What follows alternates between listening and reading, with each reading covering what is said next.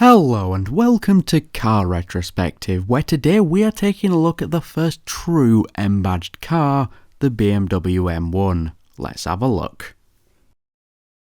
So, it's the 1970s. Your BMW. The company is doing fine, and so is the racing division of the company, BMW Motorsports, or BMW M for short. They already had a few successes under their belt after being founded in 1972, the BMW E9 CSL being the most notable, winning a number of titles.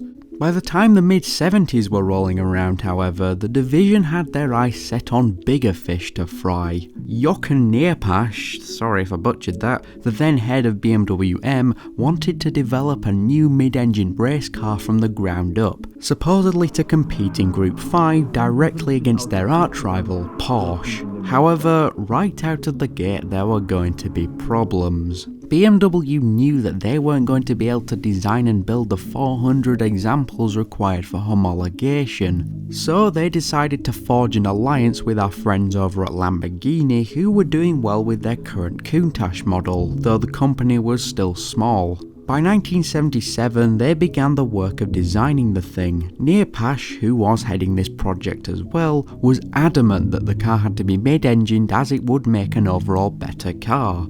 One of Lamborghini's boys, Gianpolo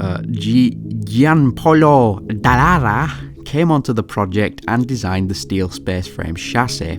Even with the project coming together and the likelihood of BMW competing becoming greater, more problems began to arise. Lamborghini were entering some serious financial troubles at this point, and by 1978 had declared bankruptcy. Therefore, as you might have guessed, they were not going to be able to manufacture the car, and so the project was handed back in its entirety to BMW. At this point, 7 basic prototypes had been constructed.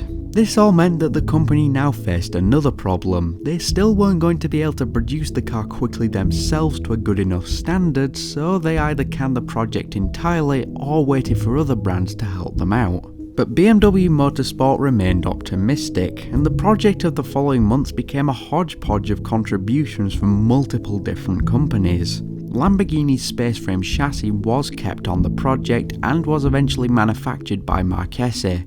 The body was designed by the legendary Giorgetto Giugiaro, or GG for short, who was from our friends over at Ital Design, who also designed a number of concept cars over the years, which you can see here. A lot of the design features were borrowed from the earlier BMW Turbo concept, which was revealed in 1972 to commemorate the Olympics taking place in Munich that same year. Ital Design also had the job of putting the fiberglass body together and sorting out the electrics.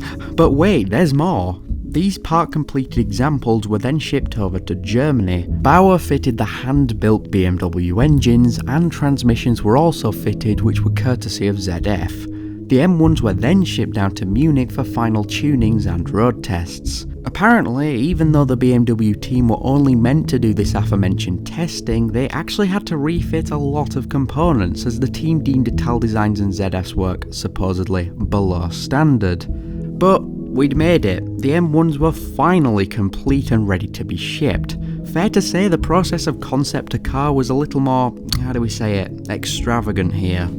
The final M1 was powered by 3.5 litre straight 6, which made 273 horsepower, resulting in a top speed of 161 miles per hour. Nowadays that may sound a little pathetic, but back then that was BMW's fastest road car to date. There was, as per BMW's fairly bad luck with the car, yet another hiccup. Due to the lengthy development and construction process, the rules for Group 5 racing had been changed and now had a minimum amount of models required, which the M Sport team would simply not be able to reach on their own. So the M1 had nowhere to go in its current state, and so some alterations had to be put in place. Neerpasch, remember him? Well, he decided to redirect the focus of the M1 onto Group 4, which only had a minimum homologation requirement of 400 units, so work began on meeting this requirement. Even so, every cloud has a silver lining and all that, and another outcome of this rule change was the creation of the M1 Pro Car series. This was another championship thought up by Nearpash, which took famous drivers from the likes of Formula 1 and the World Sports Car Championship and pitted them together in identical BMW M1s. The series ran in both 1979 and 1980, with Niki Lauda and Nelson Piquet winning the 1979 and 1980 championships respectively. The Pro Car series also provided BMW with ample time to build these aforementioned 400 examples needed for Group 4. Even better, the race cars built for the Pro Car series were eligible for homologation into Group 4, and the M1 was officially homologated at the end of 1980. Throughout the 80s, the M1 saw work in a number of different forms of motorsport. First and foremost were its endeavours into the 24 Hours of Le Mans from 1980 through 1986.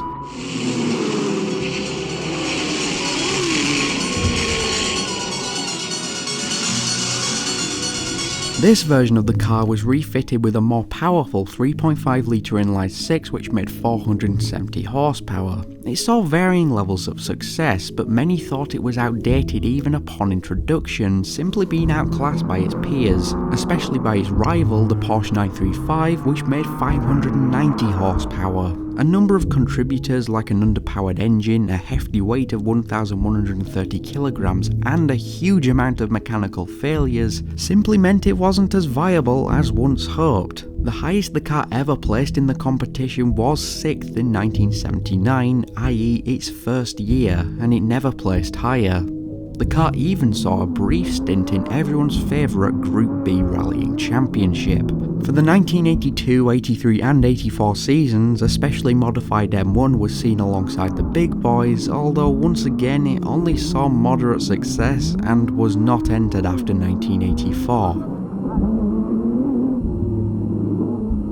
But outside of the racing world, how had the M1 been doing? Well, throughout its 3-year run until 1981, 453 M1s were built, which makes the car one of BMW's rarest models to this day. Of these 453, 399 were road-going, the other 54 built for motorsport. And even though the M1 was designed for motorsport homologation, it's said that they were perfectly good daily drivers. However, the general disinterest in a more powerful mid-engine BMW sports car, the eye-watering price tag of £37,500, and its failing successes in motorsport were not fueling hope for the M Sport team, and so by 1981 the plug was pulled and the M1 ended production. But that wasn't the end of it. While at the time the M1 may not have reached the successes it was planned to, in the following years it gained something of a cult following, largely due to its rarity. Sports Car International ranked it at number 10 on their best sports cars of the 1970s,